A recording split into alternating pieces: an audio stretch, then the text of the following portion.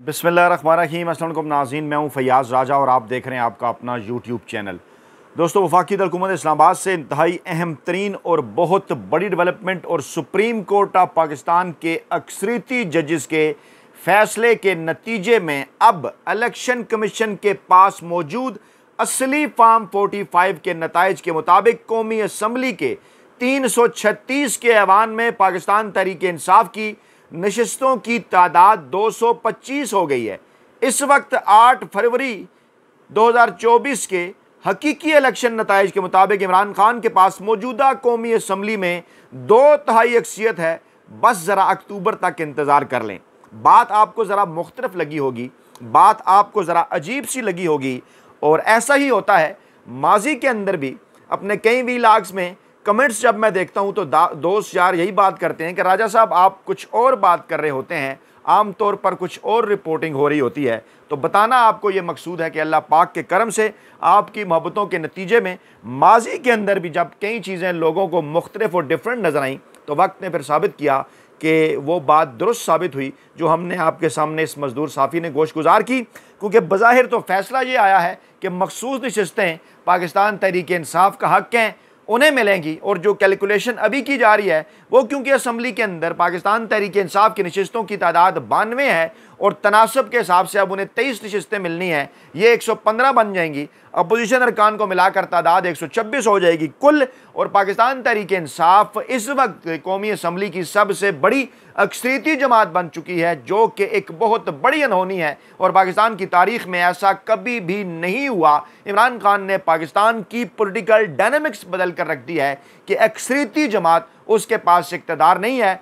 और दूसरे नंबर पर 108 नशिस्तें हैं नून लीग के पास धांधली करने के बावजूद। आगे चलकर ये मामला आपको समझाते हैं, क्योंकि आमतौर पर लगता भी यही है। शायद आप यार दोस्त ये बात करते हो कि रजा साहब लोग क्या कह रहे हैं तो तुसी की चवला मार रहे हो, तो वक्तन उस वक्त शायद आपको वो चवल ही महसूस होती हो। एक दोस्त ने ये कमेंट किया था चंद दिन पहले गुज़श्ता हफ्ते कि आपने कहा 7 जज बागी, 9 जज बागी, 11 जज बागी, तो आप तब्दील कर रहे हैं थंबनेल के अंदर। तो आज का ज़रा फैसला गौर से आप देख लें कि कौन से 7 जजेस ने किस मामले के ऊपर इख्तलाफ किया, कहाँ बगावत हुई, कहाँ 9 जजेस बागी हुए, कहाँ 11 हुए। काजी साहब तो सिर्फ एक जज साहब के साथ अकेले, यानी 2 जज रह गए इन 13 जजों के अंदर। आगे चलकर मैं एक्सप्लेन भी करता हूँ, क्योंकि बाज़ मामलात के हवाले से ये फैसला 8-5 से आया, फिर उसके बाद 9-4 से भी आया और कई मामलात पे 11-2 से भी आया। इसके ऊपर हम तफसीली रोशनी डालते हैं, क्योंकि कमोबेश 11 जज साहबान ने तो ये कह दिया कि पाकिस्तान तहरीक इंसाफ का हक़ है, तो 11 जजों की बगावत का मतलब ये था। एक आध जज ने काजी फैज़ ईसा साहब के साथ मिलकर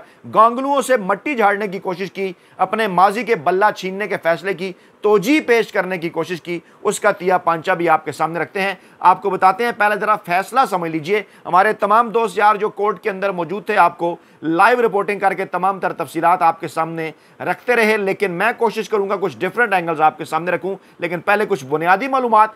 और क्योंकि ये कहा जा रहा है सुन्नी इत्तेहाद कौंसिल की दरख्वास्त थी तो पीटीआई को क्यों हकदार करार दे दिया, तो बताना यह है कि पीटीआई बाद में इसके अंदर फरीक बन चुकी थी। कमल शोजब कौन थी, सलमान अकरम राजा किसके वकील थे, ये मामला इसको राना सनाउल्लाह साहब और आजम नज़ीर तारड़ साहब और तरह से पेश कर रहे हैं। और बाज़ रावियान और वड्डे एंकर वेले कालमनगार और मुलाजम साफ़ी इसके अंदर अपने हिस्सा भी डाल रहे हैं, लेकिन इनका हिस्सा जो है वो माना नहीं जाएगा, इनका हिस्सा बकदरे जुस्सा नहीं है। कैसे, मैं तफसील आपके सामने रखता हूँ। 14 मार्च को पेशावर हाई कोर्ट के 5 रुकनी लार्जर बेंच ने सुन्नी इत्तेहाद कौंसिल को मखसूस नशिस्तें न मिलने के खिलाफ जो दरख्वास्त थी उसको मुस्तरद कर दिया था। और आज पेशावर हाई कोर्ट और इलेक्शन कमीशन का यह फैसला कलअदम करार देते हुए पीटीआई को मखसूस नशिस्तों का हकदार करार दे दिया गया है। 13 रुकनी फुल बेंच है और मामला इसलिए अहम है कि कल पहले काज लिस्ट हमें यह बताती है कि काजी फैज़ ईसा साहब 2 ऐसे जजों के दरमियान बैठकर फैसला सुनाएंगे जिनमें से एक जज तो इस केस के बेंच के अंदर शामिल ही नहीं था और केस भी कोई और होगा। लेकिन बाद में फिर पता चला, रात के जब काज लिस्ट तब्दील हुई तो हमने भी जो अपनी आखिरी वीडियो आपके सामने रखी, हमने आपको ये कहा कि 7 से 8 जज साहबान बागी हो चुके हैं और पाकिस्तानी इस्टेब्लिशमेंट को उन्होंने इनकार कर दिया है। पिछला वीलाग उठाकर देख लें, अल्हम्दुलिल्लाह यही हुआ कि वो जज बागी हो गए, उन्होंने इस्टेब्लिशमेंट को और काजी साहब को इनकार कर दिया। जस्टिस सैयद मंसूर अली शाह जो मुस्तकबिल के चीफ जस्टिस हैं, जस्टिस आयशा मलिक जो मुस्तकबिल की चीफ जस्टिस हैं, जस्टिस मुनीब अख्तर जो मुस्तकबिल के चीफ जस्टिस हैं, जस्टिस शाहिद वहीद जो मुस्तकबिल के चीफ जस्टिस हैं, इन चारों ने अक्सरीती फैसले का साथ दिया और इनके अलावा इस फैसले के अंदर जस्टिस सैयद हसन अजहर रिजवी भी थे, जस्टिस इरफान सादत साहब भी थे, इसके अंदर जस्टिस अतर मिनुल्लाह साहब भी थे। मामला इसलिए भी बड़ा इंपॉर्टेंट है कि मुस्तकबिल के एक और चीफ जस्टिस यहिया आफरीदी जो हैं, अगरचे उन्होंने इख्तलाफी नोट लिखा है लेकिन उन्होंने भी उस प्रपोर्शन के हिसाब से जो प्रपोर्शन इलेक्शन कमीशन के रिकॉर्ड के मुताबिक पीटीआई उम्मीदवारों ने कागजात नामजदगी में कहा कि उनका ताल्लुक पीटीआई से है, यानी 39 कहा कि उनके तनासब से पीटीआई को नशिस्तें मिलनी चाहिए। इस बात की फैसला कलदम उन्होंने भी ये करार दिया कि ये नशिस्तें दोनों सियासी जमातों का हक नहीं है। इस तरह टेक्निकली मुस्तकबिल के 5 चीफ जस्टिस काजी फायज ईसा साहब के फैसले के खिलाफ गए और जो उनके साथ खड़े हुए उनमें अमीनुद्दीन खान साहब थे, नईम अख्तर अफगान साहब थे, मंदोखेल साहब थे और ख़ुद काजी फायज ईसा साहब थे। अमीनुद्दीन खान साहब, मैंने कल भी सवाल उठाया था, और नईम अख्तर अफगान साहब के ऐसी क्या उनके पास गीदड़ सिंगी है कि काजी साहब के हर बनाए हुए बेंच के अंदर वो शामिल होते हैं। तो तारीख ज़रा देख लें, पाकिस्तान की अदालतें काजी फायज ईसा साहब की सरबराही में ऐसे काम कर रही थी कि बेंच बनता था तो पता चल जाता था कि कौन किसके साथ है और क्या फैसला आना है। नईम अख्तर अफगान साहब की क्या पोजीशन थी, जमाल खान मंदोखेल साहब की क्या पोजीशन थी। अब तो ये बात साबित हो चुकी कि इफ्तिखार चौधरी साहब ने 2008 के आसपास और खुफिया हाथों की मदद से जिस तरह से काजी फायज ईसा साहब को सुप्रीम कोर्ट ऑफ पाकिस्तान लाए थे, उस वक्त भी सवालात उठे थे और ये एक मखसूस कोटे से आए थे। वो कोटा इफ्तिखार चौधरी साहब और खुफिया हाथों का था और उसके नतीजे में बाद में काजी फायज ईसा साहब की मेहनत और उसी कोटे के नतीजे में नईम अख्तर अफगान साहब भी और मंदोखेल साहब भी सुप्रीम कोर्ट ऑफ पाकिस्तान का हिस्सा बने। काजी साहब ने बड़ा जोर लगाया, जरा माजी में जाके देख लेना, जुडिशल कमीशन के जो इजलास होते रहे, चाहे वो बंदयाल साहब की सदारत में, ये बाद में, तो ये वाज़ह तौर पर नज़र आ रहा था। और अमीनुद्दीन खान साहब तो है ही बड़े अरसे से उनके कैंप के थे, जब से वो मामला इनके खिलाफ रेफरेंस का चला था। तो ये तीनों जज इनके साथ थे। यहिया खान अफरीदी साहब डिफरेंट नज़र आने की हमेशा से कोशिश करते हैं, एक डिफरेंट इंटरप्रिटेशन आइन और कानून की करते हैं। गुज़श्ता 8-10 फैसले आप उनके उठा के देख लें, हमेशा से उनका इख्तलाफी या इजाफी नोट होता है। तो इसके ऊपर हम पहले भी रोशनी डाल चुके थे कि इस तरह से कुछ ये फैसला आएगा। खैर, मामला जनाब क्या है, किन जजेस ने मुखालफत की, किन जजेस ने फैसला दिया, अब दोबारा से आपके सामने रखता हूँ। और 8-5 के तनासब से रात के जब ये पता चल गया कि मंसूर अली शाह साहब फैसला लिख रहे हैं, फैसला वो सुनाएंगे, तो वाज़ेह हो गई थी चीज़ें। Mansoor Ali Shah, Munib Akhtar, Mohammad Ali Mazhar, Shahid Waheed, justice Hasan Azhar Rizvi, justice Ayesha Malik, justice Irfan Saadat और जस्टिस अतर मिनुल्लाह ने अक्सरीती फैसला दिया। जबकि chief justice Pakistan Qazi Faez Isa, justice Jamal Khan Mandokhail, justice Naeem Afghan, justice Aminuddin Khan और जस्टिस यहिया आफरीदी ने दरखास्तों की मुखालफत की। लेकिन आगे एक एक्सप्लेनेशन भी आ रही है। सुप्रीम कोर्ट ने रिमार्क्स दिए कि इंतखाबी निशान वापस लेना सियासी जमात को इंतखाबात से बाहर नहीं कर सकता। पीटीआई मखसूस नशिस्तों के असूल की हकदार है। पीटीआई सियासी जमात थी और है।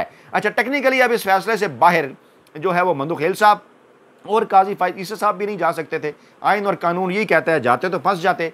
उन्होंने थोड़ी सी तोजी पेश करने की कोशिश की।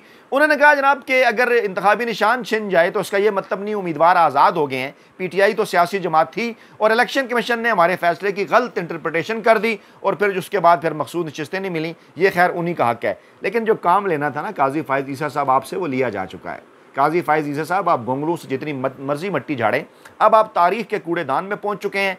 आपकी कुर्सी जस्टिस मुनीर साहब की कुर्सी से ऊपर चली गई है तारीख के कूड़ेदान में, और कौम अब जस्टिस मुनीर को भूलकर आपको याद रखेगी। अगर खुलकर इस मामले के ऊपर बात की जाए तो अब चाहे इस फैसले से आप जितना भी जांच छाएं और कहें इलेक्शन कमीशन ने तशरीह कर दी, मामला यह है कि इलेक्शन कमीशन ने जनाब काजी फायज ईसा साहब आपके इस फैसले की वही तशरीह की है जो तशरीह पाकिस्तानी इस्टेब्लिशमेंट, जो तशरीह काजी फायज ईसा साहब आप खुद, और जो तशरीह नवाज शरीफ साहब, और जो तशरीह आसिफ जरदारी साहब और कई बड़े एंकर वेले कालमनगार और मुलाजम साफ़ी और चैनल मालकान जो इमरान खान के बुक्स का शिकार हैं, वो भी इस फैसले की यही तशरीह चाहते थे। और मौसूफ लिखते हैं इख्तलाफी नोट में, मंदोखेल साहब और काजी साहब उनकी हमायत भी करते हैं, एग्री करते हैं कि ये जो इलेक्शन कमीशन ने डिसीजन ले लिया था पाकिस्तान तहरीक इंसाफ के उम्मीदवारों को आज़ाद रखने का, उसके खिलाफ कोई दरखास्त नहीं लेकर आया। ओ भाई, ये फैसला कब आया था? इंतखाबी निशान तकसीम हो रहे थे कोड़ियों के मोल उस वक्त। तारीख क्या थी जब आपने ये फैसला किया था? इलेक्शन में दिन कितने रह गए थे? इलेक्शन कमीशन ने निशान देने थे, बैलेट पेपर छपने थे, और आप कहते हैं कि जनाब पीटीआई ये दरखास्त आपके पास नहीं लेकर आई कि इलेक्शन कमीशन गलत इंटरप्रेट कर रहा है। पाकिस्तानी कौम को चे मत समझें, हाथ जोड़ कर कहते हैं। पाकिस्तानी कौम नवाज शरीफ नहीं है, पाकिस्तानी कौम काजी फायज ईसा भी नहीं है, पाकिस्तानी कौम हामिद मीर भी नहीं है कई लोगों को इस पर थोड़ी सी तपिश भी होती होगी कि जनाब हामिद मीर साहब तो बड़े संभल गए हैं, सुलझ गए हैं, राजा साहब उनकी बात करते रहते हैं। हमेशा से बात करता हूँ, सियासत के अंदर सबसे बड़ा रॉन्ग नंबर नवाज शरीफ, अदालत के अंदर सबसे बड़े रॉन्ग नंबर काजी फैज ईसा साहब, सहाफत के अंदर सबसे बड़ा रॉन्ग नंबर हामिद मीर। आज भी वो आपको माजी के किस्से सुना रहे हैं, उनके कालम उठाकर देख लें, ऐसे किया था इमरान खान ने फलां। ओ भाई, आज के वो हमारे दोस्त हैं ना अहमद फराज साहब शायर, जिनको उठा लिया गया था, उन्होंने ट्वीट भी किया है कि जो आज के यजीद के ऊपर तनकीद नहीं करता ना, उसको माजी के यजीद के ऊपर भी तनकीद का कोई हक नहीं। तो जरा आज बात करें ना कि आज कहां खड़े हैं आप, आज कहां खड़ा है कौन सियासतदान किधर, और आज कहां खड़ी है पाकिस्तानी इस्टेब्लिशमेंट, और आज जजेस कहां खड़े हैं। तो काजी फैज ईसा साहब, ये तोजी पेश करने से आप इस फैसले से जान नहीं जुड़ा सकते। अदालती फैसले के मुताबिक 80 आज़ाद अरकान में से 39 तहरीक इंसाफ से ताल्लुक़ रखते हैं। बाकी 41 अरकान को कहा गया है कि 15 दिनों में वाज़ेह करें कि उन्होंने किस जमात से इलेक्शन लड़ा है। इलेक्शन कमीशन तस्दीक करके मुतल्लिका अरकान को सियासी जमात का रुकन करार दे। PTI मखसूद नशिस्तों की 15 दिनों में इलेक्शन कमीशन को फहरिस्त दे और फैसले का इतलाक तमाम कौमी और सूबाई असम्बलियों पर होगा। हुक्म दिया कि कौमी असम्बली पंजाब, सिंध और KP में खवातीन और अक़लियतों की मखसूद नशिस्तें PTI को दी जाएं। PTI बतौर सियासी जमात कानून और आइन पर पूरा उतरती है। इंतखाबी निशान ख़त्म होने से किसी जमात का इलेक्शन में हिस्सा लेने का हक ख़त्म नहीं हो जाता। तो ज़रा ट्रायल करें ना चीफ इलेक्शन कमिश्नर का भी। आर्टिकल 6 के तहत इमरान खान सही मुतालबा कर रहे थे ना, और उन अरकान का भी कि जिन्होंने ये गैर आइनी और गैर कानूनी फैसला इमरान खान नहीं सिर्फ पाकिस्तानी अवाम के खिलाफ दिया, पाकिस्तान के आइन और कानून के खिलाफ दिया। ये मैंडेट पाकिस्तान तहरीक इंसाफ का नहीं था। ज़रा आइन पढ़ लीजिए गौर से, हम तो स्टूडेंट हैं आइन के, वक्तन वक्तन पढ़ते रहते हैं। मैंडेट जब किसी सियासी जमात को मिल जाता है इलेक्शन के नतीजे में, तो वो मैंडेट पाकिस्तान का कौमी मैंडेट होता है, वो पाकिस्तान का नेशनल मैंडेट होता है। जिन्होंने वोट नहीं भी दिया होता, वो पूरी कौम का मैंडेट होता है। इमरान खान सिर्फ उन 2.5 करोड़ लोगों के वज़ीर आज़म नहीं है मुंतखब के जिन्होंने वोट दिया, वो उन तमाम 12 करोड़ वोटर्स के जो रजिस्टर हैं, चाहे उन्होंने वोट डाले, चाहे PTI को डाले, उनके खिलाफ डाले या नहीं डाले, वो आइनी मैंडेट है। आइन को पढ़िए ज़रा, आइन की तशरीह कीजिए, आपका काम है, उसके अंदर क्या लिखा हुआ है। तो ये नेशनल मैंडेट के ऊपर डाका मारा गया, कौमी मैंडेट के ऊपर डाका मारा गया। और इस वक्त मैं अपनी खबर को दोबारा ज़रा एक्सप्लेन करूं, जो थंबनेल के ऊपर भी मैंने लिखा है। लोग फिर पूछेंगे कि क्या ये बात होगी जनाब, 225 नशिस्तें, वो तो 115 बन रही हैं। तो बता आपको ये रहा हूं कि ये अगर फॉर्म 45 अब खुले ना, मामला आपको पता चल गया ना हुआ क्या है, रिवर्स हो गया ना, सब कुछ पता चल गया ना कि गलत था वो जो PTI को उन्होंने जो है वो उनके अरकान को आज़ाद करार दे दिया। तो ज़रा सोचें कि बल्ला ना भी होता और ये कहा जाता तहरीक इंसाफ के रुकन है, इसके बावजूद वो 180 नशिस्तें जीत गए हैं, तो ये तादाद कहाँ तक पहुँच जाती। चलें 180 मान लें, 180 तक ही रहते हैं। 180 नशिस्तें फॉर्म 45 के मुताबिक पाकिस्तान तहरीक इंसाफ की हैं। मैं चैलेंज करता हूँ इलेक्शन कमीशन ऑफ पाकिस्तान के पास ये हतमी, असली, शफाफ नताइज जो हैं वो मौजूद हैं, जिनको बाद में बदला गया। रिटर्निंग अफसरान के पास कापियाँ मौजूद हैं, तमाम पोलिंग एजेंट्स के पास कापियाँ मौजूद हैं, मुखालिफ सियासी जमातों के पास कापियाँ मौजूद हैं। जमात इस्लामी ने भी खैर मकदम किया, क्या कहा उन्होंने कि कुफर टूटा खुदा खुदा करके अब फॉर्म 45 के मुताबिक ये नशिस्तें उनके हवाले करें जिनका हक है। और हवाले करें तो क्या होगा, हवाले करेंगे तो 180 नशिस्तें हैं। फिर ये तनासुब पाकिस्तान तहरीक इंसाफ को मौजूद 92 नशिस्तों के हिसाब से नहीं मिलना।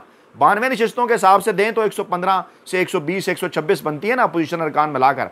ओ भाई, अगर 125 के हिसाब से तकसीम करें ना, जो कि होंगी, अगर आज ना हुई तो इंशाल्लाह मेरे रब ने चाहा तो अगले 3 माह के अंदर होंगी, हमें पूरी उम्मीद है। तो क्या होगा फिर, 180 के हिसाब से तनासुब निकालें तो ये तादाद 225 बनती है। तो इस वक्त इमरान खान और पाकिस्तान तहरीक इंसाफ के पास इस कौमी असम्बली के अंदर जिसको चुनतखब बना दिया गया है, जिसके नताइज बदल दिए गए हैं, उसके असली नताइज के मुताबिक इमरान खान के पास इस वक्त इस कौमी असम्बली के 336 के ऐवान में 225 नशिस्तें हैं। और असल परेशानी यही है, असल परेशानी यही है कि हम तो उनके लिए 2/3 अक्सियत बनवा रहे थे, जाली तौर पर बड़ी मुश्किल से सादा अक्सियत तक पहुँचाया। और यहाँ तो तमाम तर हरबे आजमा लेने के बावजूद अभी तो PTI थी नहीं, तो इमरान खान 2/3 अक्सियत उड़ा लेंगे। ऐसे नहीं उड़ा लेंगे, मेहनत है इसके पीछे। 1996 से लेकर 2018 और फिर आपकी गुज़श्ता 2 बरसों से यहाँ मौजूद पाकिस्तानियों की और ओवरसीज़ पाकिस्तानियों आपकी आज आपके लिए बहुत बड़ा मुबारकबाद का दिन है। पाकिस्तान में मौजूद करोड़ों वोटर्स को भी और बैरून मुल्क बैठे लाखों ओवरसीज़ पाकिस्तानियों को भी आज आपकी खुशी का दिन है। ये मजदूर साफ़ी आप तमाम लोगों को मुबारकबाद देता है। बार बार कहते हैं हम इस प्लेटफॉर्म पर कि हक और सच की फतह होगी। आपने घबराना नहीं है क्योंकि डट के खड़ा है कप्तान। और आज इस वीडियो के आखिर में फिर आपको हम यही पैगाम देंगे कि घबराना नहीं है, ज़रा अक्टूबर तक का इंतज़ार कर लें। इंशाल्लाह मजदूर साफ़ी की ये खबर भी आपको दुरुस्त होती हुई नजर आएगी कि पाकिस्तान तहरीक इंसाफ की नशिस्तों की तादाद आप 225 है। अपना बहुत ख्याल रखिएगा, दुआओं में याद रखिएगा। नई वीडियो के साथ जल्द हाजिर होंगे। अल्लाह ने के बाद।